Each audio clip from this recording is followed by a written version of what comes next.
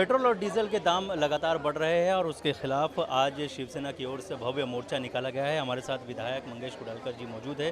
क्या कहना चाहेंगे? लगातार पेट्रोल और डीजल के दाम बढ़ रहे हैं और लोगों की परेशानियां भी बढ़ रही है, इसके खिलाफ आज मोर्चा निकाला गया है, उसके लिए क्या कहेंगे? आज आप देख रहे हैं शिवसेना विभाग क्रमांक 6 की ओर से, कुर्ला और कालीना विधानसभा की ओर से आज यहाँ पे केंद्र शासन के महंगाई के विरुद्ध जो आज आपने ही कहा कि पेट्रोल और डीजल गैस के भी जो दाम बढ़ गए हैं और लोगों को जो परेशानियां है और निश्चित स्वरूप से मैं मानता हूँ कि सामान्य नागरिक बेहाल हुआ है।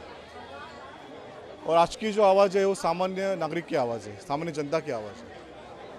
और शिवसेना हमेशा से ही मतलब बाला साहब ने भी कहा है कि अन्याय के विरुद्ध हमारी सत्ता भी हुए तो भी उसके खिलाफ हम रास्ते पे उतरेंगे। तो आज हम केंद्र शासन के विरुद्ध, आज राज्य सरकार में हमारी सरकार है, फिर भी आज हम रास्ते पे उतरे हैं।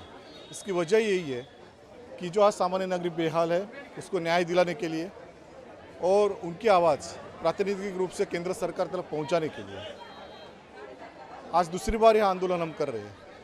एक कुर्ला पश्चिम में 2 महीने पहले हमने किया और आज हम कुर्ला पूर्व परिसर में कर रहे हैं। आज निदर्शन भी किया और सब शिवसैनिकों की और नागरिकों की मांग थी, तो स्टेशन से लेके ये कुर्ला सिग्नल, देवनगर सिग्नल तक हम लोग ने अभी इसका निदर्शन के स्वरूप में मोर्चा का रूप धारण कर लिया। ये एक आक्रोश है और केंद्र सरकार अभी भी नहीं जागे तो आने वाले समय में कैसा केंद्र सरकार को नीचे लाना है यह जनता को भी मालूम है। आने वाली फिर महापालिका इलेक्शन रहने दो, फिर आने वाली उसके बाद में लोकसभा की इलेक्शन है, तो लोकसभा इलेक्शन में तो दिखाना है कि किसी भी हालत में आज तो महंगाई तो हो गई। एक साइड में आप देख रहे हैं कि शेतकरियों का जो हाल चालू है, पिछले 70 दिनों से वो आंदोलन कर रहे हैं लेकिन उनको कुछ पूछने वाला नहीं है। इसके अलावा जो बजट आया था उससे भी कई सारी उम्मीदें थी, लेकिन उसमें भी बताया गया कि पेट्रोल और डीजल जो है वो महंगे होंगे, कृषि जो टैक्स है वो उसमें लगाया जा रहा है। तो इसको किस तरह से आप देखते हैं? क्या वाकई महंगाई कम हो पाएगी इस तरह से अगर चीज़ें आती है? केंद्रीय अर्थसंकल्प जो सादर हुआ उसमें आपने देखा रहेगा कि पेट्रोल डीजल के ऊपर उन्होंने 4% का अधिभार लगाया हुआ है। और वो एक अधिभार लगाते समय एक अर्थमंत्री ने ये भी कहा कि पेट्रोल डीजल के दरवार नहीं होंगे, दाम नहीं बढ़ेंगे। लेकिन आपने देखा बजट सादर होने के बाद भी इस चौथे दिन में ये पेट्रोल डीजल के दरवार दाम बढ़ गए हैं और गैस के भी बढ़ गए हैं।